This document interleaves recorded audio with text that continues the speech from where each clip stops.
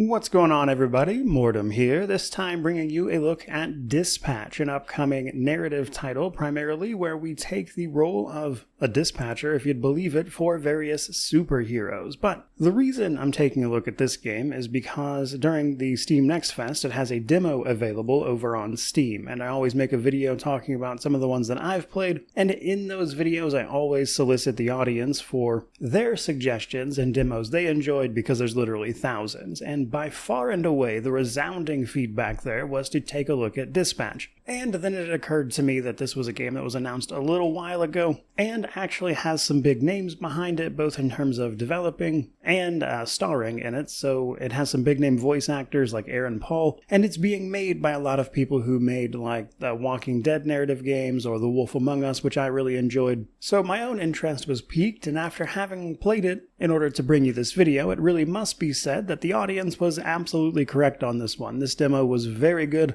and I went from curious to take a look at it to I am absolutely going to review this game when it launches later this year in 2025. But let's talk a little more specifically here. So this is a narrative game, which means primarily it is going to essentially be a story that is told to you via the medium of a video game. And while pretty much all games have a story, with narrative games in particular, the story is the point. It's the reason you are playing primarily. And so naturally, those games kind of live and die by how good that story is. So let's of course talk about it. We take on the role of a former superhero known as Mecha Man, who was a hyper-intelligent guy, good with technology, who also utilized a big sort of combat mech in order to fight crime and whatnot. During some past battle, his suit gets destroyed, which sends him into a bit of a personal life spiral, before he is recruited by the SDN, the Superhero Dispatch Network. Because in this world, it seems there is an emergency number of sorts that people can call and look for heroes to solve their problems. But the catch is, we're not dispatching just any old heroes, but rather we are dispatching members of the Phoenix team, or the Phoenix program. Basically, ex-criminals who, in order for a sort of pardon or lessening of their sentence for their various crimes, have agreed to do these jobs and take on this work to use their powers for good, of course. Now, the catch here being that, of course, all of them are in fact criminals, and thus a little on the surly side, they also all have their own strengths and weaknesses, as you would expect with basically any superhero thing. And your job primarily is to align the needs of the call you receive with the overall abilities of the actual superhero heroes at your disposal. Now, in some ways, this just comes down to basic stats. Each hero you have has various stats that kind of represent their general skills. So if you need somebody for a mobile mission, pick a mobile superhero, that kind of thing. But there are a few extra factors to make that slightly more interesting, which primarily comes in the form of traits, as well as certain missions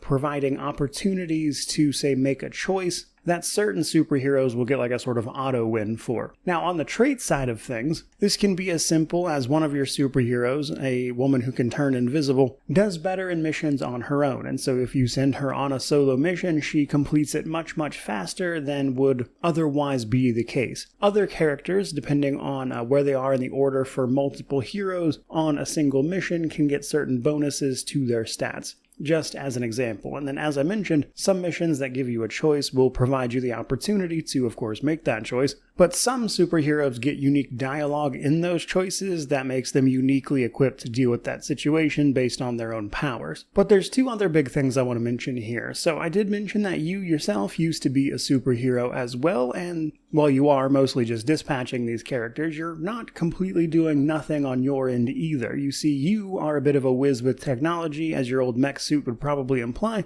and so you can partake in a hacking minigame in certain cases, which will help you bypass certain parts of a mission, either solving the problem outright or helping your superheroes overcome like some measure of security or whatever relevant subject comes up. This is done through what is alluded to be a very legally dubious system in which people who sign up for the SDN basically give rights to their electronics and things like that over. And then on the actual heroes side, as they complete calls and various missions, either the entire team or the individual heroes will gain experience, and they will level up, which affords you an opportunity to increase their stats, and thus make better use of the actual heroes on individual missions, and that kind of determines their success chance based on their overall abilities overlapping with what that particular mission requires. So there's overall just a little back and forth there. While that is honestly interesting enough, it's obviously, for a narrative game, not the entire experience. You see, the other part of this game is almost like a sort of workplace comedy where there are like little scenes and stuff that take place outside of the individual gameplay elements where you're able to pick some dialogue options, and it's implied there that the choices will actually matter as well. So we'll see how all of that pans out. But from what they've shown in the demo, it was honestly pretty funny. And given the other games that the people making this have worked on, I'm very curious to wind up seeing where this one goes. Though I will just make an assumption right here and now. Given the nature of what our main character here used to do, I'm going to say that he finds through this job that he was actually the hero himself all along and never needed the suit, because that would be a very easy cliche way to write this. So hopefully they throw some twists in there, but given how you're working for the SDN, because they have promised to recreate your suit for you so you can get back to being a superhero yourself, I suppose we'll see what actually happens here. But either way, for all of those reasons and a few more, I would say Dispatch certainly has my attention. I'm hoping this game turns out well, but given that it's in 2025, or at least it's supposed to be releasing in 2025, we don't have all that much longer to wait in theory, but no full release date yet. Either way though, very interested, definitely going to review it, so hopefully you're looking forward to that. But in the meantime, by all means, let me know what you think about this one. I'm curious to see what people who played the demo thought of it themselves, which naturally means to like, comment, subscribe, all that YouTube jazz. But regardless of any of that, truly, just thank you so much for watching. I really do appreciate it. May you wander in wisdom and have an amazing day.